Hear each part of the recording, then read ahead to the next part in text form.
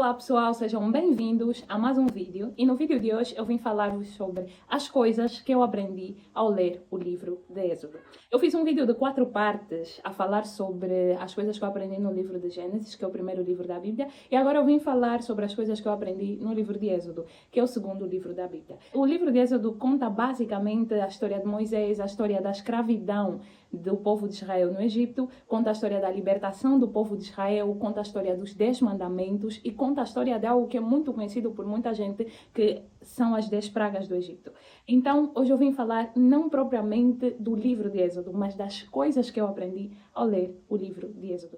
Uma das primeiras coisas que eu aprendi ao ler o livro de Êxodo é que a angústia muitas vezes nos impede de ouvir a voz de Deus. Por isso nós devemos ter cuidado com a angústia. Lá em Êxodo 6, o Senhor ou Deus orientou Moisés a ir transmitir ao povo a mensagem de que eles seriam libertos da escravidão. Porque naquele tempo os israelitas eram escravos dos egípcios. Então eles estavam numa situação aí muito difícil. Então Moisés transmitiu aquela mensagem, mas a angústia que eles sentiam naquele momento, por causa da escravidão, era tanta, que eles não deram ouvidos à mensagem que o Senhor tinha lhes transmitido, ou queria lhes transmitir através de Moisés. Então nós devemos ter cuidado com a angústia.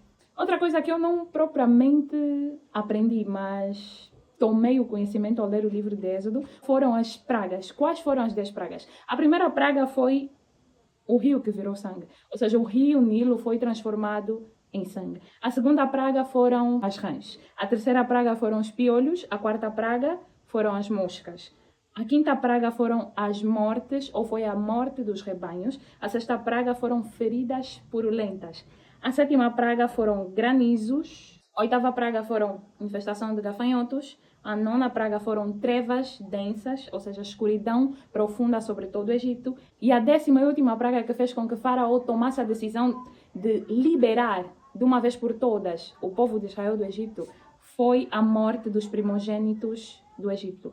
Todos os primeiros filhos dos egípcios morreram. Outra coisa que eu aprendi é que o Senhor não deseja se afastar de nós, nem de dia, nem de noite. Por quê? Porque enquanto o povo de Israel saía do Egito, o Senhor os acompanhou de dia com uma coluna de nuvem e de noite com uma coluna de fogo. Ou seja, Ele os acompanhou de dia e de noite.